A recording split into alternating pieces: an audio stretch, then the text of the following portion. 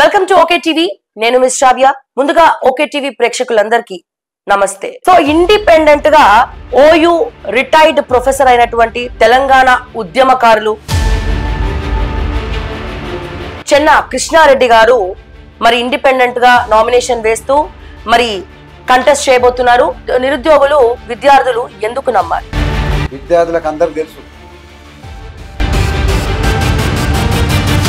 ఈయన వచ్చిన తర్వాత విద్యార్థులకి చేసేదేముంది? తక్కువ అంచనా తిన్నామా, పడుకున్నామా, తెల్లారిందా. సో తెలంగాణ యువశక్తి తరపున ఇప్పుడు మీరు నామినేషన్ వేస్తా అంటున్నారు, మీరు నించుంటా అంటున్నారు. మిమ్మల్ని ఎందుకు నమ్మాలి? నేను ఎక్కడ కూడా ఇప్పటివరకు పిల్లలకు ఏదైనా వచ్చినా కానీ హామీలు ఏమి ఇయ్యను. నా పని అయితే నేను చేసుకుంటా పోతుంటా. హామీలు ఇవ్వకుండా నేను ఏం చేయకుండా నన్ను గెలిపియండి అంటే మిమ్మల్ని ఎందుకు గెలిపియాలి? మిమ్మల్ని ఎందుకు నమ్మాలి? నేను దేవుని కాదు, నాకు మంతదండం లేదు నేను హామీలు ఇవ్వడానికి. మీరు అప్పటి నుంచి నేను చెప్పగానే వాళ్ళు చేసేస్తానంటుంటారు. రేవంత్ రెడ్డి మనం చుట్టామా? రేవంత్ రెడ్డి మనం మిత్రుడా? మీరు చెప్పగానే అన్ని హామీలు చేసేనికి. రేవంత్ రెడ్డి నడవాలంటే ఒకరితో నడతలేదు.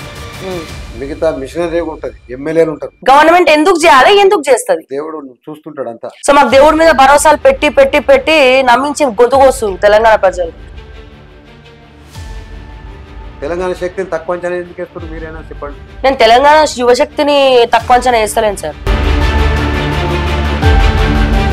గెలిపిస్తే వాళ్ళ కోసం ఏమైనా చేస్తారు. గెలిపిస్తే ఏమైనా చేస్తారంటే ఏమైనా చేస్తారంటే ఇప్పుడు నిరుద్యోగులకు ఇబ్బందులు వచ్చినాయి. అప్పుడు మీరు ఎక్కడ కూర్చుంటారు? ఇంట్లో కూర్చొని బిర్యానీ తింటారు.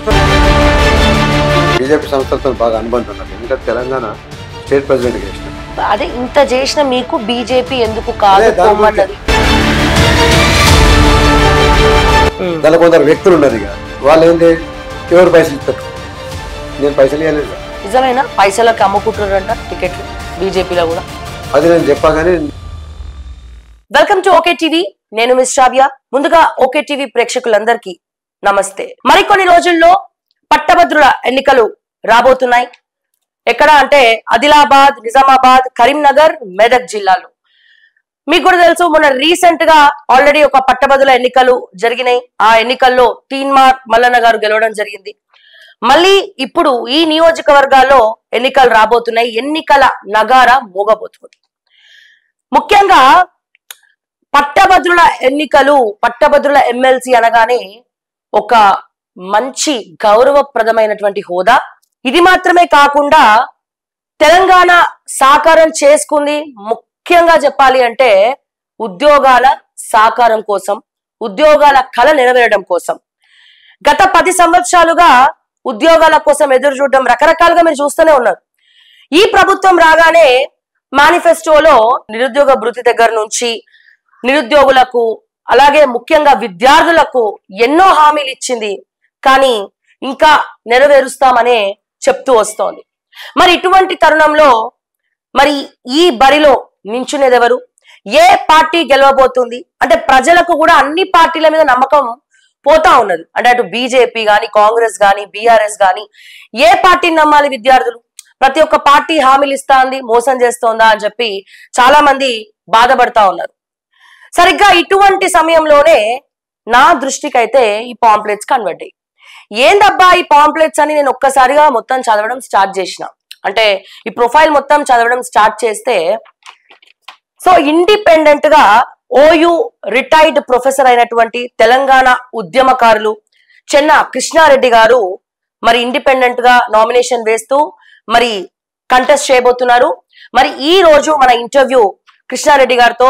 మరి ఇందులో ఇన్ని ఏవేవో ఉన్నాయి ఇందులో, ఎందుకంటే చిన్నప్పటి నుంచి ఇవన్నీ కూడా చదువుతూనే ఉన్నాం. కానీ పేపర్లో ఉన్నవి మాటలలో ఉండవు, మాటలలో ఉన్నవి చేతలలో ఉండవు. మరి ఇండిపెండెంట్ గా ఇన్ని పార్టీలు ఉండగా కూడా ఇండిపెండెంట్ గా ఎందుకు పోటీ చేస్తున్నారు? పట్టభద్రుల ఎమ్మెల్సీగా ఎందుకు నించోవాలనుకుంటున్నారు? ఈయన వచ్చిన తర్వాత విద్యార్థులకి చేసేదేముంది? కృష్ణారెడ్డి గారినే నిరుద్యోగులు విద్యార్థులు ఎందుకు నమ్మాలి? సో ఇటువంటి అంశాలన్నీ మనం సార్తో మాట్లాడి తెలుసుకుందాం. సార్ నమస్తే అండి, ఎలా ఉన్నారు? సో మొత్తానికి మొత్తం కూడా మీ ప్రొఫైల్ అంతా కూడా నేను చదవడం జరిగింది. సో ముఖ్యంగా మీ గురించి 2 ముక్కల్లో చెప్పమంటే మీరు ఏం చెప్తారు? ఓయూ ప్రొఫెసర్ గా ఉన్నారు, చూడ్డానికి చాలా సాఫ్ట్ గా కనబడుతున్నారు. కానీ తెలంగాణ ఉద్యమంలో ఉస్మానియా యూనివర్సిటీలో మీదైన స్టైల్లో మంచి పోరాటం చేశారు. అండ్ అలాగే ఎన్నో జయాలు, అందులో ఏబీవీపీతో కూడా మీరు పనిచేయడం జరిగింది. ఎందుకు ఇప్పుడు హ్యాపీగా ఒక దగ్గర ఫ్యామిలీతో ఎంజాయ్ చేయకుండా, ఏ పార్టీ లేకుండా మళ్ళీ ఇండిపెండెంట్ అని చెప్పి నేను ఏదో చేస్తా అని చెప్పి రాజకీయాలు అవసరం అంటారా మీకు? చూడండి, నేను ఒక ఉపాధ్యాయునిగా నేను చిన్నగా ఉన్నప్పుడు కూడా యాక్టివ్ ఆర్గనైజేషన్లో కానీ విద్యార్థులతో చాలా సంబంధాలు ఉంటాయి నాకు. నేను ఉస్మానియాలో రాకముందే సిద్దిపేట కాలేజీలో ఎలక్షన్స్లో నా మిత్రులను నేనే గెలిపించుకున్నా. అంటే అటువంటి చతురత కూడా ఉంది నాకు. నేను సాఫ్ట్గా కనబడుతుండొచ్చు, అందరితో ఫ్రెండ్షిప్ చేస్తుండొచ్చు. తర్వాత నేను కామారెడ్డి కాలేజ్ అయినా ఉస్మాన్ యూనివర్సిటీకి వచ్చి కూడా నేను ఉస్మాన్ యూనివర్సిటీలో కూడా పెద్ద సిద్ధాంతాలు అన్ని పీడిఎస్లు కానీ, ఆర్ఎస్ కానీ, ఎస్ఎఫ్ఐ కానీ ఎన్నో సంస్థలు ఉంటాయి. అంటే ఒక దిక్కు ఒక కమ్యూనిస్ట్ సంస్థలు, ఒక రైటిస్ట్ సంస్థ, ఒక లెఫ్టిస్ట్ సంస్థలు ఉంటాయి. ఆ సమయంలో కూడా ఎవరి సిద్ధాంతం, అందరి సిద్ధాంతాలు కూడా ప్రజల కొరకే ఉంటాయి. ఆ సిద్ధాంతాలు నేను ఆ సిద్ధాంతంలో వేరే సిద్ధాంతం పోతే ఆ సిద్ధాంతం దాంట్లో కూడా పోతుంటా కావచ్చు. ఏ సిద్ధాంతం పోయినా నేను యాక్టివే, నేను ఆ సిద్ధాంతాన్ని కట్టుబడి ఉంటా. విద్యార్థి పరిస్థితితో నాకు అనుబంధం ఏర్పడ్డది. అనుబంధం ఏర్పడ్డాక దాంట్లో నేను మిస్ సెక్రటరీ కాబట్టి బిఆర్ఎస్ఎల్ మిస్ సెక్రటరీ అనే అప్పుడు కూడా ఎలక్షన్స్ ఉంటుండే ఉస్మానియాలో ప్రెస్టీజియస్ అది. ఆ ప్రెస్టీజియస్ ఎలక్షన్లో కూడా గెలిచిన మిస్ సెక్రటరీగా నాతో పాటు నా ప్యానల్ మొత్తం గెలిచింది. అంటే అఖిల భారతీయ విద్యార్థి పరిషత్ ప్యానల్ గెలవడానికి కూడా కారణం నేనే. ఎందుకంటే నా చతురత బాగుంటుంది నాకు అక్కడ. తర్వాత అదేవిధంగా మళ్ళీ నెక్స్ట్ టైము నాకు ప్రెసిడెంట్గా అవకాశం వచ్చింది ఎలక్షన్లో, విద్యార్థి సంఘంలో నేను ప్రెసిడెంట్కి కూడా గెలిచిన. ఆ సమయంలో నాకు అందరితోనే, ఇప్పుడు నాకు అందరు మిత్రులు ఉంటారు, వ్యవసాయదారుల మిత్రులు ఉంటారు, లేబర్ కూడా వాళ్ళ ఫ్రెండ్స్ ఉంటారు, విద్యారంగం ఉన్న వాళ్ళ టీచర్ల పిల్లలతో అందరితో ఉంటాయి, ఫ్యామిలీ రిలేషన్స్ ఉంటాయి. నాకు అప్పటి నుంచి అన్ని సమస్యల గురించి అవగాహన ఉంటుంది. ఏ విద్యార్థికి ఏ నైట్ ఏదైనా అవసరం అనుకుంటే కూడా ఎగ్జామ్ బ్రాంచ్లో అప్పుడు ఏంటంటే మనీ ఇంత ఫ్లో లేకుండే. అప్పుడు మేము చదివేటప్పుడు ఉస్మానియా సిటీకి వచ్చినప్పుడు 82, 84లో అసలు మేము 5 పైసల కొరకు ఒక 4 స్టేజీలు దాటి 5 పైసలు మిగిల్చుకుందామని బస్సు ఎక్కినాం ఆ టైంలో. అంటే అంత అనుభవం ఉంది మా జనరేషన్కే మంచి అనుభవం ఉంది, నా ఒక్కరికే కాదు, మిగతా వాళ్ళకు కూడా చాలా అనుభవాలు ఉన్నాయి. అంటే మేము టెక్నాలజీ, లేటెస్ట్ టెక్నాలజీ కూడా మీరు చూడండి, కూడా మేము మంచిగా సెల్ ఫోన్లు ఓపెన్ చేసి అవన్నీ చూసేంత టెక్నిక్ మాకుంది. కాబట్టి మమ్మల్ని తక్కువ అంచనా వేయద్దు. పాత మేము రిటైర్డ్ అయినాం కదా అని తక్కువ అంచనా వేయద్దు. మేము చెదబాయిలో నీళ్ళు చేదినాము, ఆటలు ఆడినా, ఇప్పుడు పిల్లలు కూడా ఆడతలేరు. అన్ని అనుభవాలు ఉన్నాయి. ఆ అనుభవంతో మేము వస్తున్నాము. వచ్చినాక ఏదో బీజేపీలో ఏదో నాకు ఏబీపీతో సంబంధం ఉన్నది కాబట్టి నేను ఏబీపీ మళ్ళీ అది కూడా కాకుండా ఉస్మానియా సిటీలో పిల్లలు. మీరు సార్ ముఖ్యంగా తెలంగాణ యువశక్తి అనేది యువ రక్తము, విద్యార్థుల రక్తము అంతా ఉన్నది. కానీ తెలంగాణ యువశక్తిని నడపానికి సరైన నాయకుడే లేడు, విద్యార్థి నాయకుడే లేడు. విద్యార్థి హామీలన్నీ కూడా నెరవేరుస్తామని ప్రతి ఒక్కరు మీ లెక్కనే వస్తున్నారు. తర్వాత అందరు కూడా నాకెందుకులే, పదవి వచ్చిందా, గెలిచిందా, ఓట్లు వేయించుకున్నా, ప్రోటోకాల్ పాటిస్తున్నా, తిన్నామా, పడుకున్నామా, తెల్లారిందా. సో తెలంగాణ యువశక్తి తరపున ఇప్పుడు మీరు నామినేషన్ వేస్తా అంటున్నారు, మీరు నించుంటా అంటున్నారు. మిమ్మల్ని ఎందుకు నమ్మాలి? ఇప్పుడు అదే జరుగుతుంది. ఏమైందంటే అందరు నాయకులు ఏంటంటారు, వాళ్ళు మంచిగా ఏసీ రూమ్లలో ఉంటారు, వచ్చి ఏది వెంబడి బాడీ గార్డ్స్ లాగా వాళ్ళు పెట్టుకుంటారు, పిఎల్ పెట్టుకుంటారు, అపాయింట్మెంట్ ఇయ్యరు. విద్యార్థులకు అందరికి తెలుసు, సార్ మీలాంటి నాయకుడు కావాలి, మీరు ఎక్కడున్నా నిలబడితే గెలుస్తారని. విద్యార్థులు కానీ నా యువశక్తి అంటే నేను కూడా రిటైర్ అయిన వాళ్ళని కూడా యువశక్తి అనుకోవాలి మేము. ఎందుకంటే మేము ఇప్పుడు మీకు ఇంతకుముందు చెప్పిన మా జనరేషన్ చాలా యాక్టివ్ జనరేషన్. ఇప్పుడు కూడా మా యువకులు ఈ యువశక్తి ఈ రెండు కలిపి నన్ను రిక్వెస్ట్ చేశారు. నేనేమనుకున్నట్టు ఈ లాబీలకు ఎందుకు పోవాలి అని కొంచెం ఆలోచించిన. నా మన్మరాలు ఉంటుంది, ఇప్పుడు నేను చూడంగానే ఇట్లా పట్టుకుంటుంది, ఇట్లా ఏడుస్తుంటుంది. నన్ను చూడంగానే అనుకుంటే నేనేమనుకుంటా తెలుసా, ఈ ఎలక్షన్లు ఎందుకు, ఈ ఊపిలోకి ఎందుకు పోవాలి. ఊపి అని నేను అనుకుంటే తప్పేది. రాజకీయ క్షేత్రంలో ఈ జనాల కొరకు పనిచేసేదే కానీ మనం అట్లా ఊపి అనద్దు. మిగతా వాళ్ళని చూస్తుంటే అది ఊపి అనిపిస్తుంది. ఆ విధంగా అన్నప్పుడు మిగతా వాళ్ళందరూ కూడా అన్నారు, సార్ మీరైతే నిక్కచ్చిగా ఉంటారు, గట్టిగా ఉంటారు, మీరు ఏదైనా అనుకున్నా కానీ నేను విద్యార్థులకు తెలుసు, నేను ఏదైనా అనుకుంటే మాత్రం ఇక దాన్ని వెంబడిపడి వాళ్ళు బీక్కతింటే ఆ పని కావాలి వాళ్ళకి. ఒక్కొక్కసారి పిల్లగాడు తప్పు కూడా చేస్తుండొచ్చు, మీరు తప్పు చేసిన పక్కకు పెట్టం, వాళ్ళు మార్పు వస్తాయని చెప్పి వాళ్ళు పనిచేస్తారు. అటువంటి గుణం ఉంది కాబట్టి పిల్లలందరూ నాకు అందరూ అడిగారు, సార్ మీరు నిలబడాలి, మీరు నిలబడితే గెలుస్తారు, ఎందుకంటే మేమందరం ఉన్నాం, మీరు ఏదంటే సాధిస్తారు, మీరు హామీలు ఇయ్యరు. నేను ఎక్కడ కూడా ఇప్పటివరకు పిల్లలకు ఏదైనా వచ్చినా కానీ హామీలు ఏమి ఇయ్యను నేను. ఎందుకంటే నా పని ఏదో నేను చేసుకుంటా పోతుంటా. వాళ్ళకు 317 జీవోనా లేకుంటే నిరుద్యోగులను పర్మనెంట్ చేస్తే నేను దేవుని కాదు. హామీలు ఇస్తేనే గెలుస్తలేరు, మీరు ఇవ్వకుండా ఎట్లా గెలుస్తా అనుకుంటున్నారు? హామీలు ఇచ్చిన వాళ్ళే ఆడ ముఖాన్ని చాటేసుకొని పోతా ఉన్నారు. హామీలు ఇవ్వకుండా నేను ఏం చేయకుండా నన్ను గెలిపియండి అంటే మిమ్మల్ని ఎందుకు గెలిపియాలి? మిమ్మల్ని ఎందుకు నమ్మాలి? ఇప్పుడు సాధ్యము అసాధ్యం ఉంటేనే హామీలు ఇవ్వాలి. ఉమ్, ఉమ్, నేను ఎందుకంటున్నా హామీలు ఇవ్వాలి? నేను అందరికి అందుబాటులో ఏ టైం కావాలంటే ఆ టైంలో ఉంటా. నాతో నీ పని అయితే నేను దేవుణ్ణి కాదు, నాకు మంత్రదండం లేదు నేను హామీలు ఇవ్వడానికి. ఎందుకంటే ఏదైనా పని కావాలనుకుంటే మనం ఆ స్పాంటేనియస్గా మనం ఆ పని గురించి పోవాలి. ప్రభుత్వంలో కూడా ఇప్పుడు నేను ఏం చేస్తాను, నాకు ఒక స్కిల్ ఉంది. తెలంగాణ ఉద్యమం కొరకు 86లో శ్రీధర్ రెడ్డి గారు ఉండే తెలంగాణ ఉద్యమం చేశారు. నేను ఏబీపీ. మిగతా వాళ్ళందరూ కూడా నడువు తెలంగాణ ఉద్యమం కొరకు పోదాం 86లో ఎవరికి తెలియదు అసలు. వీళ్ళకి ఎవరికి తెలియదు 86లో ఉద్యమం అవుతుందని. వాళ్ళతో పోయినా ఒకసారి ఓపెన్ సీట్లో తెలంగాణలో అన్యాయం జరుగుతుందంటే అన్ని ఆర్గనైజేషన్లు పీడిఎస్ అందరికీ తెలుసు. నాకు మిత్రులు ఉంటాడు, ఎస్ఎఫ్ఐ అని అంటే రమణ నాయకు, టీడీపీ అంటే టీడీపీ గవర్నమెంట్ ఉన్నాక కూడా టీడీపీ వాళ్ళని పట్టుకపోయాను. అంటే నాకు ఆ బలం ఉంది. ఎన్ఎస్వి అని ఉంటుంది విద్యార్థి సంఘాలు. నేను ఏవీపీ తరఫున, పీడిఎస్ తరఫున ఇట్లా తెలంగాణ లిబరేషన్ ఆర్గనైజేషన్ అని మిగతా ఫ్రెండ్లందరూ వాళ్ళందరితో ఓపెన్ సిటీ పోయి వాళ్ళందరూ కూడా ఒప్పించి తెలంగాణలో న్యాయం జరిగేటట్టు నేను 88లోనే అక్కడ తెలంగాణ దాని కొరకు అందరిని తీసుకుపోయినా. అదేవిధంగా మిగతా ఎన్నో ఉన్నాయి కదా, అందరిని తీసుకుపోయినా. అంటే తెలంగాణ బంద్ చేయడం కాదు 2008లో నా కార్లని కోదండరామని తీసుకుపోయినా, మందకృష్ణని తీసుకుపోయి వైఎస్ శాతం కలవడము, బీజేపీ వాళ్ళని కలవడము, కమ్యూనిస్టులు కలవడము అన్ని జరిగి అట్లా బంధుకాలు అందరూ కూడా నాతో సంబంధాలు ఉంటాయి. అయితే నేను హామీలు అందుకే నాకు ఆ శక్తి ఉంది. ఎందుకంటే అందరిని కలిపే శక్తి ఉంది. ఆ శక్తి ఉన్నప్పుడు నేను హామీలు నిరుద్యోగులకు లేకుంటే వాళ్ళకు నేను పర్మనెంట్ చేస్తాను. అది నాకు ఆలోచన అది రానియా. ఎందుకంటే మనం చదువుకోవాలి, ఉద్యోగాలు కూడా సంపాదించాలి. అందరికి ఉద్యోగాలు రాకపోతుండొచ్చు, అందరికి హామీ ఇవ్వదు కూడా. మనం వీలైనంత వరకు వాళ్ళకి న్యాయం అనేది, వాళ్ళకి అన్యాయం జరగకుండా చూడాలి. న్యాయం జరగాలి. మళ్ళీ అదే విధంగా ఇష్టం వచ్చినట్టు వాగ్దానాలు చేయొద్దు. ఇష్టం వచ్చిన ఈ 30,000 ఇస్తా, 50,000 ఇస్తా ఇవన్నీ కొన్ని పెడతారు, స్కీములు పెడతారు ఓట్ల కొరకు. ఆ ఓట్ల కొరకు పెట్టే స్కీములు పెట్టకపోతే నిరుద్యోగుల కొరకు వాళ్ళకైనా స్కిల్ నేర్పడానికి ఇప్పుడు ఐటీఐ సంస్థలు అటువంటి అంతకుముందు పాత రోజులలో మేము ఉన్నప్పుడు మేము చిన్నగా ఏం టెక్నాలజీ అయినప్పుడు ఐటీఐ కాలేజీలు పెట్టారు. వాళ్ళకు అప్రెంటిస్షిప్ ఇచ్చారు. కొన్ని కర్మాగారాలు నెలకొల్పారు.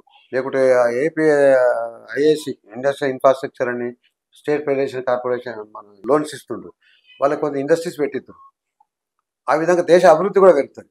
అందరికి ఉద్యోగాలు ఇస్తా కాదు, అందరూ నిరుద్యోగులందరూ ఉద్యోగాల కొరకు చూస్తలేరు, వాళ్ళ బతుకుదెరువు కొరకు చూస్తారు. ఆ బతుకుదెరువు కూడా మనం నేర్పాలి.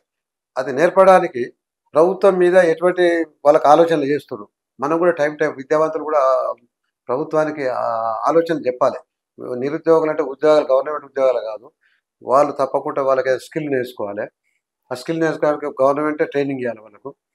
ఆ ట్రైనింగ్ ఇచ్చి వాళ్ళకు అవసరమైన లోన్ వాళ్ళకి కాన్ఫిడెన్స్ క్రియేట్ చేసి అటువంటి లోన్లు అటువంటి ఇచ్చి వాళ్ళకి కర్మాగారాలు ఓపెన్ చేసుకోవడానికో లేకుంటే స్మాల్ స్కేల్ ఇండస్ట్రీస్ తేవడానికి అందరికైతే ప్రభుత్వ ఉద్యోగాలు ఇవ్వలేరు. అవన్నీ కలపడానికి ఒక మేధావి చెప్పేటోళ్ళు ఉండాలి. ఇప్పుడు చెప్పేటోళ్ళు సభలో లేరు. వాళ్ళు ఏదో హామీలు ఇచ్చేటోళ్ళే ఉన్నారు. ప్రతి పార్టీలో కూడా అదే విధంగా ఉన్నారు. మీరు చూస్తున్నారు గత కొన్ని సంవత్సరాలుగా మీకు అన్ని తెలుసు ఆల్రెడీ. గత కొన్ని సంవత్సరాలుగా నిరుద్యోగులు గాని విద్యార్థులు గాని చాలా నారాజ్ అయి ఉన్నారు, ఇబ్బంది పడుతున్నారు. అప్పుడేమో పేపర్ లీకేజ్ అన్నారు, తర్వాత నిరుద్యోగులు ఉద్యోగాల కోసం ఎదురు చూసినారు. ఉస్మానియా యూనివర్సిటీ 30వ స్థానంలో ఉన్నటువంటి, ప్రపంచ స్థాయిలో 30వ స్థానంలో ఉన్నటువంటి ఉస్మానియా యూనివర్సిటీ మొత్తం కూడా అంటే పోరాటాలకు గడ్డ ఓయూ అనేది. సో అటువంటి ఉస్మానియా యూనివర్సిటీని కూడా ఇప్పుడు లీస్ట్ పొజిషన్ కి తీసుకొచ్చి ఎవరెవరో వైస్ ఛాన్సలర్ అని తీసుకొచ్చి పిహెచ్డి కోర్సులు తీసేసి విద్య మొత్తం కూడా నిర్వీర్యం చేసేసారు. సరే, ఈ ప్రభుత్వం ఏదో మార్పు కావాలని చెప్పి మార్పు తీసుకొస్తే ఈ ప్రభుత్వం కూడా మేనిఫెస్టోలో 46 జీవో రద్దు చేస్తామన్నది, 29 జీవో గురించి మాట్లాడింది. మళ్ళీ ఇవన్నీ కాకుండా ఈడబ్ల్యూఎస్ అనేది ఒకటి తీసుకొచ్చి బీసీల పాలిట శాపమ్మ కూర్చుంది. సో వీటి గురించి మీరు ఏం మాట్లాడతారు? ఈ వైఫల్యాల గురించి మీరు ఏం మాట్లాడతారు? కొత్తగా మీరు చేసేది ఏముంది వచ్చి? ఇప్పుడు నేను దేవునిగా ఈ వైఫల్యాలు అంటే వాళ్ళు కొని తెచ్చుకున్న వైఫల్యాలు, వాళ్ళు లేని హామీలు ఇచ్చి వాళ్ళ గవర్నమెంట్ కూడా దేని గురించి ఇప్పుడు నేను ఇంతకుముందు చెప్పిన నిరుద్యోగులకు ఏ విధంగా పోవాలి, ఈ జీవోలన్నీ ఏ విధంగా ఉపయోగపడతాయి, ఈ 46 జీవో అని లేకపోతే 317 జీవో అని వాటి గురించి నేను ఇప్పుడు చర్చలకు పోలేను. ఎందుకంటే నేను నేను ఒక్కని ఏకాకి గుర్తున్నా. మీ అందరికీ ఏ విధంగా న్యాయం జరగాలో నేను గవర్నమెంట్లో నేను చెప్పగలుగుతా అవన్నీ. ఏది నేను ఇట్లా చేస్తా, ప్రతి ఒక్కరు చెప్తారు అదే. నేను నిరుద్యోగులను వృత్తి ఇప్పించగలుగుతా, నేను 398 వాళ్ళకి ఇప్పించగలుగుతా, ఏది 398 స్పెషల్ టీచర్స్ ఉంటారు, వాళ్ళకు కూడా ఇంతవరకు ఏం న్యాయం జరగలేదు. ఇట్లా ప్రతి ఒక్క సబ్జెక్ట్ తెలుస్తున్నారు. 398 అంటే ఏంటి, 398 స్పెషల్ టీచర్స్ ఉంటారు వాళ్ళకు. అప్పుడు ఐటీఐ చేసినాక టీటీసీ చేసిన వాళ్ళకు జాబ్లు ఇచ్చారు అప్పుడు తెలుగుదేశం గవర్నమెంట్. అప్పుడు తెలుగుదేశం గవర్నమెంట్. ఇప్పుడు సార్ ఇక్కడ సారీ టు సే దిస్, మీరు అప్పటి నుంచి నేను చెప్పగానే వాళ్ళు చేసేస్తారు అంటుంటారు. రేవంత్ రెడ్డి మన మీ చుట్టామా, రేవంత్ రెడ్డి మన మీ మిత్రుడా, మీరు చెప్పగానే అన్ని హామీలు చేసేనికి? అండ్ అదే రకంగా ముఖ్యంగా రేవంత్ రెడ్డి గారు పక్కన పెడితే, మొన్న రీసెంట్ గా ఇదే ముఖ్యమంత్రి గారు నేను ప్రభుత్వాన్ని నడపలేకపోతున్నా, అసలు ఏం సరిపోవట్లేదని చెప్తా ఉన్నారు. ఇప్పుడు మీరు వచ్చి నేను చెప్పగానే వాళ్ళు చేసేస్తారంటే ఎట్లా, ఎందుకు చేస్తారంటే? మీరు చెప్పగానే గవర్నమెంట్ ఎందుకు చేయాలి, ఎందుకు చేస్తుంది? నేను అదే చెప్తున్నా. ఇప్పటివరకు నేను చెప్పగానే చేయాలని అంటాను. ఆలోచన విధానాన్ని మారుస్తా. రేవంత్ రెడ్డి తన సొంత రాష్ట్రం కాదు ఇది. ఇది ప్రభుత్వం, ఒక సీఎం సొంత రాష్ట్రం కాదు ఇది. రేవంత్ రెడ్డి నడవాలంటే ఒక్కరితో నడతలేదు. మిగతా మిషనరీ ఉంటది, ఎమ్మెల్యేలు ఉంటారు, వాళ్ళందరూ కూడా వాళ్ళకందరికి ఆలోచనలు చెప్తుంటారు కదా. గిట్ట అంటే నేను దొర్రిగానే అసలు లెక్క చెప్పాలంటే దొర్రిగా ఏం చేస్తారంటే వచ్చినా కొద్ది ఎలాగొచ్చినా కొద్ది మళ్ళీ వస్తుంటది. నేను నా పట్టుదల ఎట్లుంటది అంటే రేవంత్ రెడ్డికి కింద ఉన్న వాళ్ళకి కూడా చెప్తుంటా జొర్రిగా లాగానే. నేను అందరు మన విద్యార్థులు కూడా అనుకుంటారు, అందరు నాకు తెలిసిన వాళ్ళందరూ చిన్నకృష్ణ అంటే జొర్రిగా అంటే ఎలగొడితే పోతుంది కదా, ఈయన ఓడు అంటే ఆ జొర్రిగా నేను ఒక్కని జొర్రిగానే కాదు, అందరికి జొర్రిగా లాగా పనిచేస్తాను. ఆ విధంగా ప్రభుత్వ విధానానికి కూడా నేను వాళ్ళు తప్పులు చేస్తే తప్పకుండా నేను ఎండగొట్టిస్తే మిగతా వాళ్ళతోనే ఎండగొట్టిపిస్తాను. ఎందుకంటే వాళ్ళ పార్టీలో కానీ మిగతా పార్టీలను కూడా కలుపుకొని ఈ విధంగా ఈయన పద్ధతి బాగలేదు, ఈ విధంగా చేస్తుండు, నిరుద్యోగులను ఈ విధంగా చేస్తుండు, లేకుంటే వ్యవసాయదారులను ఈ విధంగా చేస్తుండు, కార్మికులను ఈ విధంగా చేస్తుండు, మార్కెటింగ్ వ్యవస్థ ఇట్లా లేదు అంటే. నేను వ్యవసాయ కుటుంబం, నా టీచర్, మా ఫాదర్ టీచర్ అయినా మేము చిన్నగా ఉన్నప్పుడు మా తాతలు వాళ్ళందరూ వ్యవసాయం చేసిన వాళ్ళే. నేను అప్పుడు దున్నిన, కలుపు తీసిన, అన్ని చేసిన, నాకు అన్ని విషయాల పరిజ్ఞానం ఉన్న లేబర్ గురించి కూడా. కాబట్టి నేను అన్ని చేస్తాను. ఎక్కడన్నా నేను గెలిపించినాక మీరే చెప్తారు ఇటువంటి వాడు ఒక చట్టసభలలో ఉండాలి, అందరిని కలకపోతాడు, లేకుంటే ఏమి తన సొంత ఇప్పుడు ఎమ్మెల్యే గెలిచిన వాళ్ళందరూ 100 కోట్లు 1000 కోట్లు పెట్టి ఎందుకు వస్తుంది అసలు దీనికి? ఈ 100 కోట్లు 1000 కోట్ల వాళ్ళ భద్రత వాళ్ళు సంపాదించుకోవాలని చెప్పి. నాకు సంపాదించేది అనేది రాదు. నా చిన్నతనం నుంచి నాకు అందరికి తెలుసు, నా పిల్లలకు స్టూడెంట్స్కు సార్ సంపాదించడు, నా మిత్రులు అదే అనుకుంటారు. ఈయన అసలు సంపాదించుకున్నట్టు ఎంతో సంపాదించుకుని ఎంతో ఇన్ఫ్లుయెన్స్ అనుకుంటారు. నేను పైసల కొరకు కాదు, మనకు దేవుడు నాలెడ్జ్ ఇచ్చిండు, ఆ నాలెడ్జ్ మన సమాజానికి ఉపయోగపడాలి. ఏ విధంగా ఉపయోగపడుతుంది అనేది దేవుడు కూడా కొన్నిసార్లు నిర్ణయిస్తాడు. అట్లేం లేదు, అట్లా అనుకోవద్దు మనం. ఇప్పుడు దేవుని కూడా మీద కూడా భరోసా ఉంచాలి. కొన్ని అన్ని ఒక వ్యక్తితోనే అవుతుంది అనుకోవద్దు, దేవుడు చూస్తుంటాడు అంతా. ఇప్పుడు తెలంగాణ ప్రజల పరిస్థితి అదేంది సార్? దేవుడి మీదే భరోసా ఉంచుతున్నాం, ఏ పార్టీల మీద భరోసా లేకుండా అయిపోయింది. సో మాకు దేవుడి మీద భరోసాలు పెట్టి పెట్టి పెట్టి నమ్మించి గొంతుకొస్తుంది తెలంగాణ ప్రజలది. సో అందుకే ఇంకెన్ని భరోసాలు పెట్టాలి? ఇంకా మీరేం భరోసాలు పెడతారు? మీ ఎజెండా ఏంది? అసలు ఏం చెప్పుకొని మీకు ఎందుకు వేయాలి ఓట్లు? ఏం చెప్పుకొని మిమ్మల్ని స్టూడెంట్స్ నమ్మాలి? మీరు కూడా మారిపోతే ఎట్లా, దూరంగా పారిపోతే ఎట్లా? ఇప్పుడు ఒక బల్మురి వెంకట్ ఉన్నాడు, ఎన్ఎస్యుఐ లీడర్. ఆయన ప్రశ్నించే గొంతు అంటాడు, గోడలకి దుంకుతాడు. గత ప్రభుత్వంలో అసలు ఏదున్నా ఫస్ట్ నేనే వచ్చి అన్ని నేనే చేస్తున్నా అని చెప్పి గొడవ పడతాడు, కేసులు పెట్టించుకొని వెళ్ళిపోతాడు గోడ దుంకి. ఇప్పుడు ఏదో ఎమ్మెల్సీ తెచ్చుకున్నాడు, మంచిగా ఎమ్మెల్సీ ఎప్పుడైతే వచ్చిండో అప్పటి నుంచి నిరుద్యోగులకి దూరం అయ్యిండు. అప్పటి నుంచి ఎవరైనా పోతే హలో అని ఫోన్ వచ్చినట్టు యాక్టింగ్ చేసుకుని అటు వెళ్ళిపోతాడు. సో తర్వాత తీన్మార్ మల్లన్న పట్టభద్రులు ఎమ్మెల్సీ అయి ఉండి ఆయన పట్టభద్రుల గురించి మాట్లాడడం మానేసి ఇక బీసీ నినాదం అని చెప్పి బీసీల గురించి మాట్లాడుతుండు. అట్లనే మిమ్మల్ని కూడా ఓట్లేసి గెలిపించాలంటే మీకు కూడా ఏదో ఎజెండా కావాలి, మీకు ఒక నినాదం కావాలి. మీరు ఏదైతే యువశక్తి అంటున్నారో ఆ యువశక్తి వాయిస్ అవ్వాలి. వాళ్ళకి మీరు ఏం చేస్తారు? ఆ యువశక్తికి మీరు ఏం చేస్తారు? మీరు కూడా ఉట్టి మాటలకే పరిమితం అవుతారా? మాట్లాడితే మీరు ఏమంటున్నారు, నేను అసలు ఏం హామీలు అంటున్నారు. హామీలు ఇచ్చిన వాళ్ళే అక్కడ ఏం చేస్తలేరు. సో ఏం హామీలు ఇవ్వకుండా మీరు ఏ ధైర్యంతో గెలుస్తా అంటున్నారు? ఏం హామీలు ఇవ్వకుండా యువశక్తి మీ వెన్నంటే ఉండి ఎట్లా గెలిపించాలని మీరు అనుకుంటున్నారు? ఇప్పుడు హామీలు ఇచ్చేటోళ్ళందరూ నెరవేరుస్తురా? నెరవేరుస్తలేరు. నెరవేర్చలేదు. మరి నెరవేరుస్తలేరు. నేను ఎందుకు హామీలు ఇవ్వాలి? నేను హామీలు ఇయ్య. ఉమ్, ప్రజలకు ఎప్పుడైనా అందుబాటులో నేను ఇప్పటికి కూడా పిల్లలకు నా మిత్రులు కూడా అనుకుంటారు, ఉమ్, చిన్న కృష్ణారెడ్డి గెలిస్తే మాతో వచ్చి రోడ్డు మీద కూడా చీ తాగుతాడు. అంటే నాకు ఏది పదవి వచ్చిందనే అహంకారం గానీ అహంకారం గర్వం ఏముండదు. నేను ఇంతవరకు ఇప్పటికి కూడా నేను ఏం చేస్తా, నా నా క్లాస్మేట్ 10th క్లాస్ వాడు ఉన్నా, వాడు రిక్షా దొక్కుతున్నాం, అరే మళ్ళీ రారా అని చెప్పి పిలుస్తా అంతే. ఆ విధంగా ఉన్న ప్రొఫెసర్ దేశంలో ఉన్నారో లేరో నాకు తెలియదు, కానీ నేను నా రిటైర్మెంట్ అయిన రోజు నేను ఉంటే క్యాజువల్ కొందరు మిత్రులు అడిగారు, నేను రిటైర్మెంట్ పెట్టుకోండి, హాల్ సరిపోతలేదు మంచిదని చెప్పి ఉస్మాన్ సీట్లో ఠాగూర్ ఆడిటోరియం ఉంటాయి పెద్దది, అసలు ఎవరు పెట్టరా ధైర్యం చెప్పి రిటైర్మెంట్. నేను కూడా పిల్లలు అడిగారు, సార్ మీకు ఎక్కువ మంది వస్తారంటే, మీకు ఎంతమంది వస్తారంటే నాకు 600 మంది వస్తుండే. ఎందుకంటే రిటైర్మెంట్ అయితే స్టేజ్ మీద 100 మంది ఉంటారు, కింద 50 మంది ఉంటారు ఏదైనా రిటైర్మెంట్ ఫంక్షన్ చేసుకునేటప్పుడు.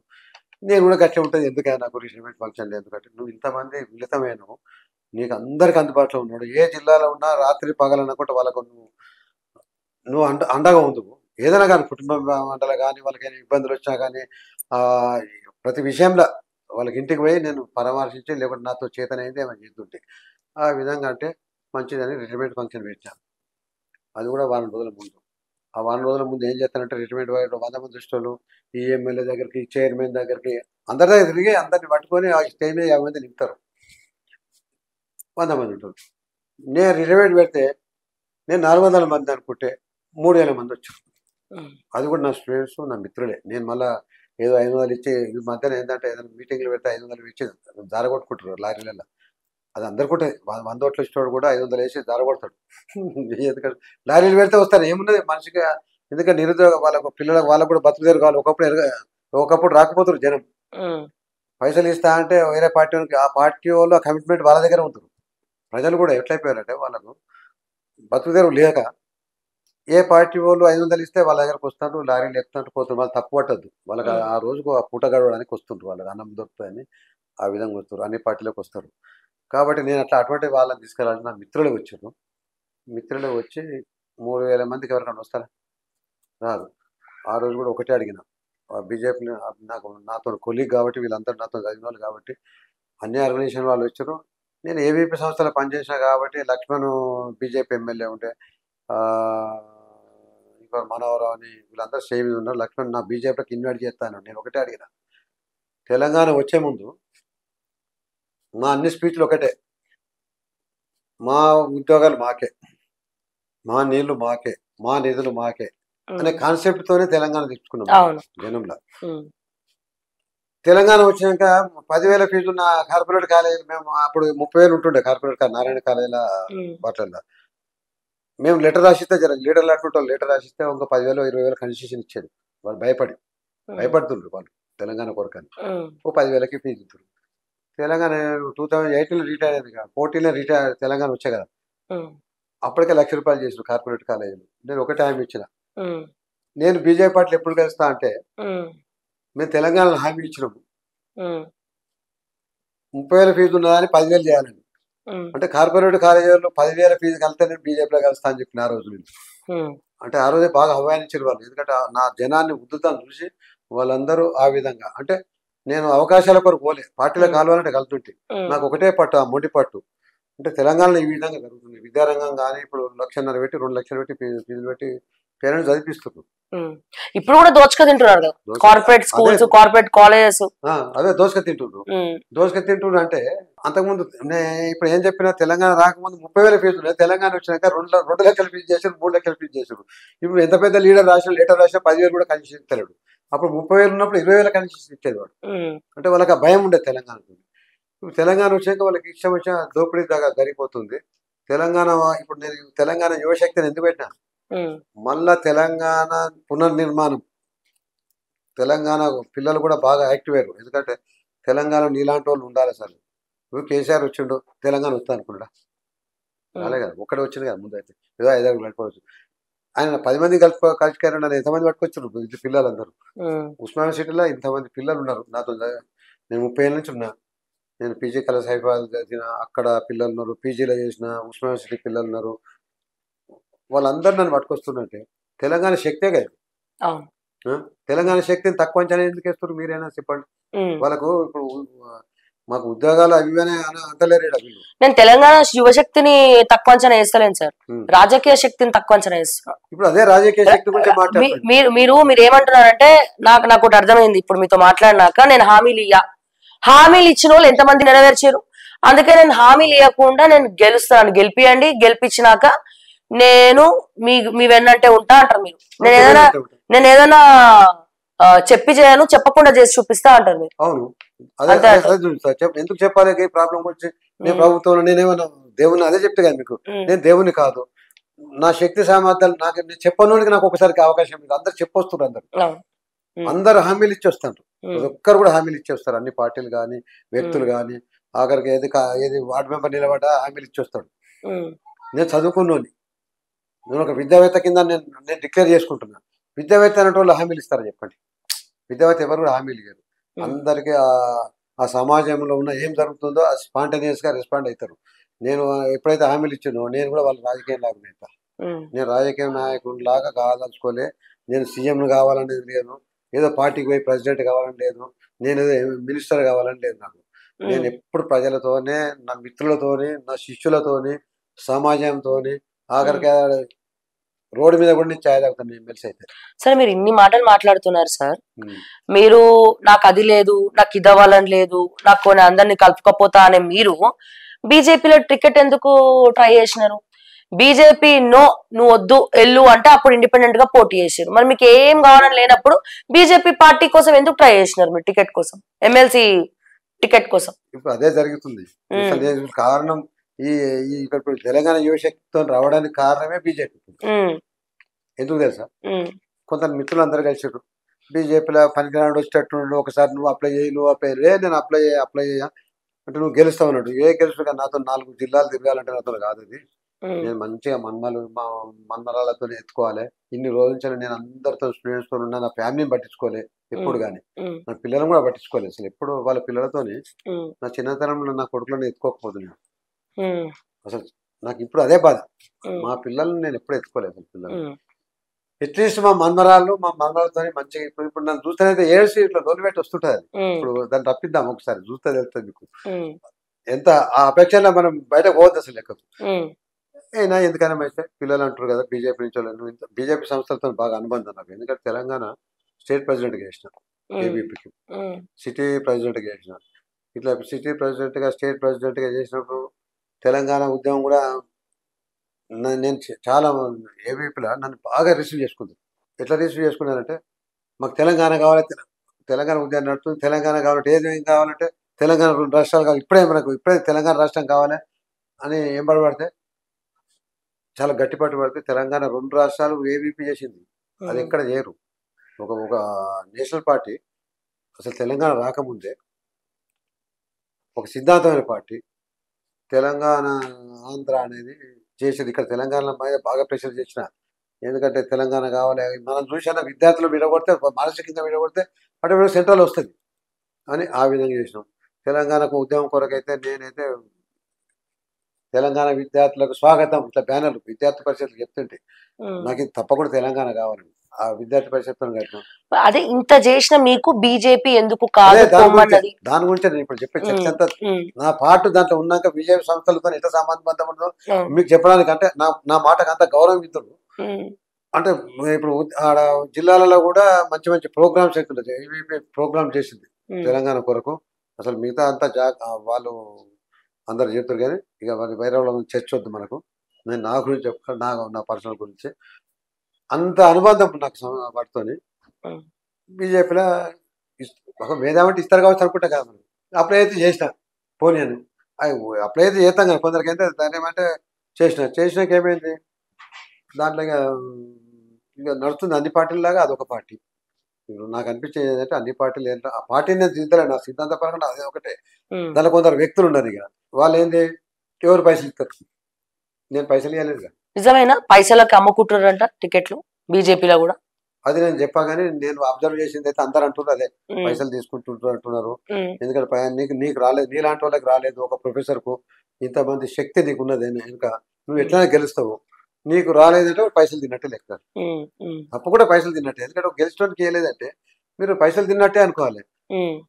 నాకు ముందే చూచాక తెలిసిపోయింది ఇట్లా అంటే దేశంలో నేను చెప్తే ఒక నా రిటైర్మెంట్ ఫంక్షన్ పెడితే కొంతమంది మిత్రులు 3000 4000 మంది వచ్చినట్టే ఎవరికి వస్తారు చెప్పండి. వాళ్ళు పొలిటికల్ పార్టీలో జారగొడితే కూడా రారని చెప్తే కదా, అటువంటి శక్తి వాళ్ళు చూసారు. రాదని డిసైడ్ చేసుకున్నారు. ఈయన యాక్టివ్ ఉంటాడు, మా పీఠాలు కలుగుతాయి. నేను ఎవరి పీఠం కలిగా, ఎందుకంటే నేను ప్రజల కొరకే ఉంటాను, ఇప్పుడు కార్యకర్తలకు ఉంటా. నేను విద్యార్థి పరిషత్ ఉన్నప్పుడు కూడా స్టేట్ ఆఫీస్కి ఎప్పుడు పోకపోతుంటే నాకు స్టేట్ ప్రెసిడెంట్ కావాలని, సిటీ ప్రెసిడెంట్ కావాలని ఎప్పుడు అనలే. విజయ పార్టీలకు వాళ్ళు అనుకుంటారంటూ నేను వస్తే ఆగనేమో, ఎందుకాగా నాకేం అవసరం చెప్పు, నాకేమో ప్రజలతో ఉండడానికి. వాళ్ళు టికెట్ డిక్లేర్ చేశాక ఏమైంది, ఇప్పుడు గింత పనికిరాని వాళ్ళు వస్తున్నాగా నాకు ఒక జిద్దు వచ్చింది. ఎవడో ఒక పార్టీ అయితే మంచి క్యాండిడేట్కి ఇవ్వాలి చట్టసభలని. అట్లీస్ట్ మామూలు క్యాండిడేట్కి ఇచ్చినా అని మనం అడ్జస్ట్ అవుతాం. కొన్ని మొండి పట్టుదల ఎట్లా వస్తుంది అంటే, ఓ మార్కెట్లో పోతున్నాగా ఏదో చిన్నగా ఏదో ఇన్సిడెంట్ అయితే మనకు మొండి పట్టు ఉంటుంది చూడండి, ఒకసారి మనం ఎదుర్కొంటాం, కొట్టాడతాం, గుర్తాం. అది ఆ కొట్లాడిన దానికంటే నాకు ఇప్పుడు తక్కువదే, చిన్న పట్టుదలనే నన్ను జిల్లాలో ఓడు. ఆ పట్టుదల పిల్ల స్టూడెంట్స్ కూడా చెప్పారు, మిత్రులు కూడా చెప్పారు, సార్ ముంగట ఇవ్వాలి ఇట్లా పనికిరాని క్యాండిడేట్ వస్తారు, ఒకసారి నువ్వు గెలుస్తావు, తప్పకుండా గెలుస్తావు, బాగా సర్కిల్ ఉన్నది. ఎందుకంటే విద్యార్థి పరిషత్తుతోనే అనుబంధం ఉన్నది, యూనివర్సిటీతో అనుబంధం ఉన్నది, మిత్రులతో అనుబంధం ఉన్నది. అంటే నాకు కాన్ఫిడెన్స్ వచ్చింది, గెలుస్తాం కావచ్చు అని నేనంటా. కానీ వీళ్ళైతే మా మిత్రులు అయితే గెలుస్తావు తప్పకుండా, ఫస్ట్ ప్రియారిటీ ఓట్లే గెలుస్తాం అంటారు. అంటే ప్రతి ఒక్క నిలబడే క్యాండిడేట్ కూడా ప్రతి పార్టీ కూడా గెలుస్తామని అనుకుంటుంది. నేనెందుకు అనుకోవద్దు? నేను ఇంత సాధించిన బీజేపీ కాదంటే నేను యువశక్తి ఉన్నారు నా వెనకాల, యువశక్తి తరపున పోటీ చేస్తా, నిలబడతా అంట. ఎస్ సార్, ఫైనల్ గా అంటే నేను మీరు సిద్దిపేటనా సార్? సిద్దిపేట అంటే మీకు సుమారు ఎన్ని ఓట్లు వస్తాయని అనుకుంటున్నారు మీరు? నాకు ఇప్పుడు 3,41,000 మొన్నటి వరకు ఎన్రోల్మెంట్ అయింది. మళ్ళీ కొంచెం పొడిగించారు, ఇంకో 15,000 అవుతాయి కావచ్చు. అంటే మాక్సిమం 365 అట్లా 365 వరకు 3,65,000 వరకు అవుతుండొచ్చు పోల్, అంటే ఎన్రోల్మెంట్. ఎప్పుడు మామూలుగా గ్రాడ్యుయేట్ కాన్స్టిట్యూన్సీలో కూడా ఇది కూడా 50-60% అవుతుంది. ఎందుకు అవుతుందో ఒక ఆలోచించాలి. అంటే సరైన అభ్యర్థులు వస్తలేరు. సరైన అభ్యర్థులు వస్తే మామూలుగా కూడా జనరల్గా కూడా ఎప్పుడు 50-60 అవుతుంది. మంచి క్యాండిడేట్స్ వస్తే పర్సంటేజ్ పెరుగుతుంటుంది. ఈసారి తప్పకుండా, ఎందుకంటే నేను మంచి పార్టీ పెడతాను, నేను గొప్పవద్దు. మన తెలంగాణ యువశక్తి వాళ్ళు అంత యువకులను బాగా మేల్కొల్పుతారు. ఈసారి మామూలుగా పర్సంటేజ్ ఎక్కువ కావడానికి ట్రై చేస్తున్నారు. ఎందుకంటే రిటైర్ వాళ్ళు కూడా అంతకుముందు రిటైర్ ఇంట్లో మంత్రులుగా, ఇప్పుడు ఇంట్లో పండిస్తాను నేను రిటైర్ వాళ్ళు. మనకు చాలా అనుభవం, ఇన్నేళ్ళు మనం 30 ఏళ్ళు 40 ఏళ్ళు సమాజం కొరకు మనం ఉద్యోగాలు చేసినాము, సమాజంతో సంబంధాలు ఉన్నాయి, మనమే మేల్కొల్పాలి సమాజాన్ని మనకి. ఎందుకంటే ఇంత మన పెన్షన్ తీసి ఇంట్లో కూర్చోవద్దు. వాళ్ళకి ఒకటే చెప్తున్నా, నీకు పెన్షన్ ఇచ్చింది నీ గవర్నమెంట్ ఏదో నీకు పని చేసినందుకు కాదు, నీకు దగ్గర అనుభవం ఉన్నది. ఆ అనుభవంతో సమాజానికి మీరు ఏదైనా మనం పెన్షన్ ఇచ్చేదే సమాజానికి కొరకు ఇస్తుంది, మన ఇంట్లో కూర్చోమని ఇస్తలేదు అని చెప్తే. నా మిత్రులు రిటైర్, నా ఏజ్ గ్రూప్ వాళ్ళందరూ రిటైర్ అయ్యారు. వాళ్ళందరూ ఒక్కొక్కరు ఆఫీసులకు తిరిగి తిరిగి ఎన్రోల్మెంట్ వాళ్ళు సంతకం చేసి, స్టూడెంట్స్తో కూడా వాళ్ళే ఎన్రోల్మెంట్ చేసి, ఎక్కువ మంది రిటైర్డ్ వాళ్ళు కూడా చాలా మంది ఎన్రోల్మెంట్ చేయించారు. కాబట్టి పర్సంటేజ్ కూడా ఈసారి మంచిగా పెరుగుతుంది. ఎందుకంటే నేను వాళ్ళకు మా యువశక్తి వాళ్ళు ఒకటే ప్రాగప్రత్యాయం చేస్తూ, సార్ బాగుంటుంది, నేను దగ్గర బాగుంటున్నా అని నేను కూడా చెప్పుకోవాలి. గొప్ప నా గురించి నేను కూడా చెప్పుకోవాలి వద్దా? నేనైతే మంచి మనిషినే, నేను గట్టి ఉంది, అందరికి అందుబాటులో ఉంటాయి. పర్సంటేజ్ పోలింగ్ ఎందుకు పెరగదు? పెంచుతారు, తప్పకుండా పెరుగుతుంది. అట్లీస్ట్ గెలిపిస్తే వాళ్ళ కోసం ఏమైనా చేస్తారు. గెలిపిస్తే ఏమైనా చేస్తారంటే ఇప్పుడు నిరుద్యోగులకు ఇబ్బందులు వచ్చినాయి, రోడ్ల మీద కూర్చొని కొట్లాడతారు, జీవోలు రద్దు చేయమంటే రద్దు చేయదు.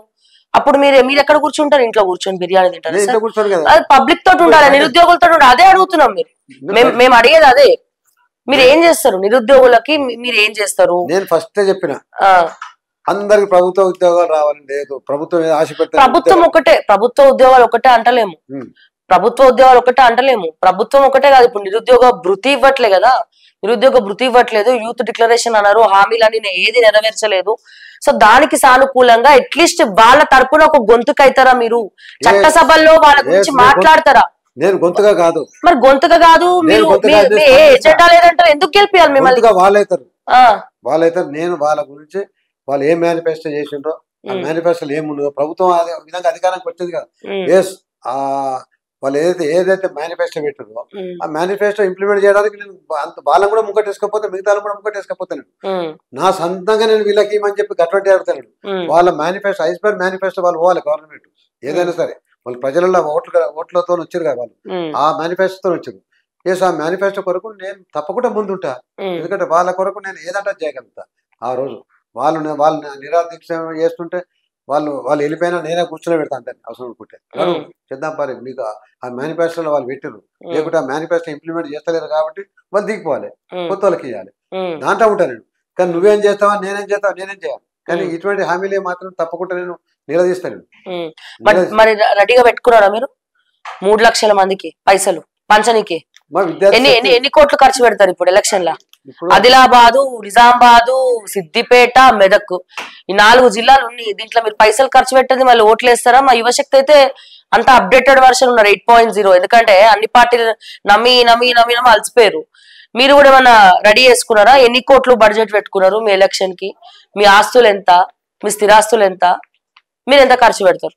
నేను మా పిల్లలు ఇప్పుడు చూసిన నేను మంచిర్యాల పోయినా, నిన్న ఎరిపోయినా, నేను కరీంనగర్ పోయినా, అక్కడ పూడూరు అనే ఊరేగి పోయినా. సార్ అందరు బ్యానర్లు కనబడుతున్నాయి సార్, ఈ బ్యానర్లు కనబడుతున్నాయి, ఆ బ్యానర్లు కనబడుతున్నాయి చెప్తుండు. నువ్వు ఏ బ్యానర్లు పెట్టకు, మన హృదయాలలో పోదాం. మన బ్యానరే మన హృదయం, వాళ్ళ హృదయం వాళ్ళ దగ్గరికి. ఎందుకంటే మనం టచ్ కావాలి వాళ్ళకి, అందరికి ఓటర్స్ కి మనం టచ్ కావాలి. అంటే ఈ ప్రొఫెసర్ వస్తుండు, ఈయన మంచి అయినా మాకు సంబంధించిన ఆయన ఆయుధం అంటే మా విద్యార్థి అంటే నా స్టూడెంటే వాళ్ళు. ఇప్పుడు వాళ్ళు మా స్టూడెంట్స్ కూడా ఉద్యోగస్తులు లేరు. నేను పోయేవారికి నా ఫోటో పంపాను. ఎందుకన్నాడు నేను పోయేవారికి 10 బ్యానర్లు కట్టుకున్నాడు, పైసలు ఇస్తే తీసుకోండి అంటే. అటువంటి యువశక్తి సార్ మీరు చేయబట్టే మాకు మీరు పైసలు ఇచ్చిండ్రో ఇవ్వలేదో కానీ మీరు చెప్పిన విధానము, మీరు చెప్పిన పద్ధతితో మేము చెడిపోలేదు. మేము ఇట్లా సెటిల్ అయినాము, మేము పెట్టుకుంటామని ఆడ 10 బ్యానర్లు కట్టి చూపించుండు. నేను ఏదో దీంట్లో జేబులో చేయి పెట్టా తీద్దామని, ఆ జేబులో పైసలు ఏం లేవు కానీ జేబులో పెట్టా. సార్ వద్దు సార్ కాలు పట్టుకుంటాను. ఇప్పుడు నిజంగానే తీస్తురేమో పైసలు, చూపిస్తురేమో ఇగో నాకు ఇన్ని కోట్లు ఉన్నాయని చూపిస్తురేమో అనుకున్నాను. అయితే ఆ విధంగా విద్యార్థులు పనిచేస్తాను. నా మిత్రులు కూడా రిటైర్ అయినాక మాకు పెన్షన్ వస్తుంది. మొన్న కార్లో పోతే కూడా పెట్రోల్ పైసలు కావాలి, అట్లా కూడా 10 లక్షలు అవుతాయి, మినిమం 20 లక్షలు అవుతాయి. ఎట్లా ఆ 20 లక్షలు కూడా ఇవ్వడానికి అందరు వాళ్ళే. నేను బయటకు పోతే తిండి వాళ్ళే పెట్టుకుంటాను. నేనేదో తప్పకుండా మనం కూడా కొన్నైనా పెట్టుకోవాలి, అసలు మామూలుగా పెట్టుకోవాలి కానీ ఆ 100 రూపాయలు కూడా ఏనిస్తారు. అంటే అటువంటి మిత్రులు ఉన్నారు, అటువంటి శిష్యులు ఉన్నారు. నాకు ఉల్టా మీకు యువశక్తి ఖర్చు పెడుతుంది అంటారు. యువశక్తి అంటే మీకు ఎగ్జాంపుల్ చెప్పానా, 2018 మన దగ్గర తెలంగాణ ఎలక్షన్స్ అయినాక టీఆర్ఎస్ గాలితో గెలిచిందా? ఒకటే ఒక కాన్స్టిట్యూన్స్ ప్రజలు పైసలు ఇచ్చి గెలిపించారు. ఒకటి చెప్పండి, మీరు మీడియానేగా, మీరు చెప్పండి. ఒక్క కాన్స్టిట్యూన్స్ లా ప్రజలు ఉల్టా పైసలు ఇచ్చి గెలిపించారు. ఇప్పుడు మీరు ప్రొఫెసర్, నేను స్టూడెంట్, నన్ను మీరు క్వశ్చన్ అడుగుతున్నారు. నేను అడగాలి ఎక్కడ ఏ నియోజకవర్గం అది మీరు చెప్పాలి ఇప్పుడు. ఎందుకంటే ఎప్పుడు ప్రజలతోనే గెలుస్తాం అనుకో. ప్రజలు ఒక్కొక్కసారి మనం ఆదరిస్తారు, ఆదరించిన దాన్ని మనం నిలబెట్టుకోవాలి అంతేగాని. అది ఒక్కటి చెప్పండి, ఒక కాన్షియస్ ఉంది తెలియదు సార్. ఎల్లారెడ్డిలో జాజులు సురేందర్ అని ఒక క్యాండిడేట్ 2018 సురేందర్ ఐడియా వచ్చిందా? ఉందా మీకు ఐడియా ఉందా? ఉంది. ఆ క్యాండిడేట్ జనం ఉల్టా పైసలు ఇచ్చారు ఆయనకు, టీఆర్ఎస్ గాలి. ఎందుకు వచ్చారంట? ఈయన మాయమాత్రం వేయలే కదా. ప్రజలను మనం ఒక్కొక్కసారి ఎట్లా మలుపు తిరుగుతుందో తెలియదు. ఇప్పుడు కొన్నిసార్లు పోయినసారి ఫస్ట్ టైం టీఆర్ఎస్ వచ్చింది, పైసలు ఏం పెట్టకుండా వచ్చింది. టీడీపీ వచ్చింది ఒకసారి మన దగ్గర 83 కదా అప్పుడు, 83 వచ్చినప్పుడు ప్రజలు వాళ్ళంతా వాళ్ళే పైసలు ఖర్చు పెట్టుకొని జెండాలు కట్టి విల్లాలు కడితే అందరు గెలిచారు. కాంగ్రెస్ ఎన్నో పోయింది, మొత్తానికి పోయింది, తూసుకపోయింది. ఇప్పుడు ఢిల్లీలో వచ్చింది ఆమ్ ఆద్మీ పార్టీ. పైసలు పెట్టిరా ఫస్ట్? పెట్టలేదు. ఇప్పుడు పైసలు పెడతాంట కానీ అప్పుడు పెట్టిరా? కొత్త party all Assam students union వచ్చింది, పైసలు పెట్టిరా? విద్యార్థులకు గెలిచారు. ఎప్పుడు మనం అనుకునేది ఏంటంటే పైసలు పెడితేనే గెలుస్తాను, వీడు 5,000 పంచితేనే గెలుస్తాడు, వాడు అంటే ఎదురుగా 2 క్యాండిడేట్స్ పనికిరాని క్యాండిడేట్స్ ఉన్నప్పుడు పైసలు నడుతుంది. ఒక మంచి క్యాండిడేట్ వచ్చినప్పుడు ఎందుకు పైసలు నడుతుంది చెప్పండి? ఒక మంచి క్యాండిడేట్ గా అనుకున్నప్పుడు అసలు పైసలు తీసుకోవాలి, ఇస్తుడు కాబట్టి తీసుకుంటారు, అంతేగాని తీసుకునేంత మాత్రం ఓట్లు ఎత్తారని అనుకోవద్దు ఎప్పుడు. పొరపాటు అది. ఈసారి తప్పకుండా పర్సెంటేజ్ నేను ఒకటే రిక్వెస్ట్ చేస్తున్నా, మీరు ఇళ్ళలో కూర్చోవద్దు. గ్రాడ్యుయేట్స్ వాళ్ళు తప్పకుండా హైయెస్ట్ పర్సెంటేజ్ పెరుగుతుంది. ఎందుకంటే నాకు నమ్మకం, ఎందుకంటే నాకు చిన్నప్పటి నుంచి నాకు అదృష్టం ఉంది. కొందరికి అదృష్టం ఉంటుంది, నాకు అదృష్టం ఉన్నది. ఎందుకంటే నేను 10th క్లాస్ ఫెయిల్ అయిన వాడిని ఉస్మానియా సీట్లో సీట్ దొరికింది.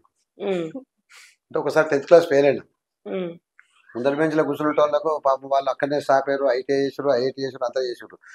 వాళ్ళు నాకంటే మంచి ఇంటెలిజెన్స్, నాకు కూడా నాలెడ్జ్ ఉంది, లేదని కాదు. నేను ఒక ఇంగ్లీష్ తక్కువ వస్తాను నాకు, దానిలో ఫెయిల్ అయినా. తర్వాత ఉస్మానియా ఏదో డిగ్రీ చదివిన, ఉస్మానియా సీట్లో ఎంఎస్సీ దొరికాయి. నేను ఎంఎస్సీ దొరుకుతాను అనుకోలేదు, బీఈడీ అదే చేసి టీచర్గా వేద్దాం అనుకున్నా. తర్వాత ఎంఎస్సీ దొరికాయి. ఎంఎస్సీ దొరికినాక నేను ఉస్మానియా సీట్లో ప్రెసిడెంట్ గెలిచాను, అది కూడా అదృష్టమే, అందరు రాదు అది.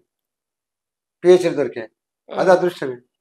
నేను ఏదో ఆ స్కూటర్ మీద పోయి చిన్న స్కూటర్ వేసుకొని, నేను చిన్నగా కళలు కంది ఉంటాయి, స్కూటర్ మీద పిల్లలు నేర్చుకొని మంచిగా అటు ఇటు దిగుదాం అనుకుంటుంటారు. అంటే చిన్న జాబ్ ఏదో అట్లా, ప్రొఫెసర్ అయితే, స్టేట్ ప్రెసిడెంట్ అయితే, ఇవన్నీ అదృష్టమే కదా.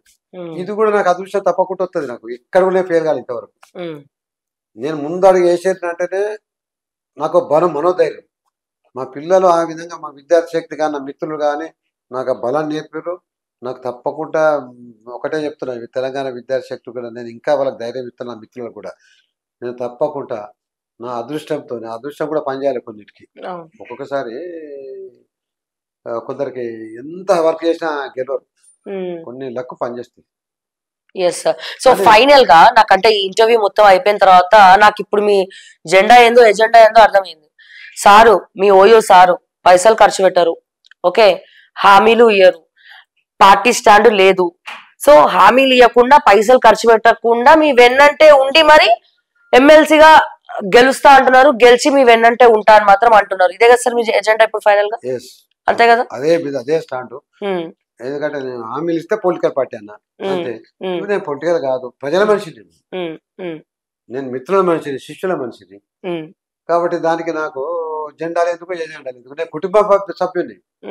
అంటే ఒక కుటుంబంలో నేను గజ్జెత్తాలపై అని చెప్పాడు ఎప్పుడు, ఆ కుటుంబంలో కాపాడుకుంటాడు. నేను ఈ సమాజం అంతా, ఈ తెలంగాణ అంతా నా కుటుంబం అనుకుంటా.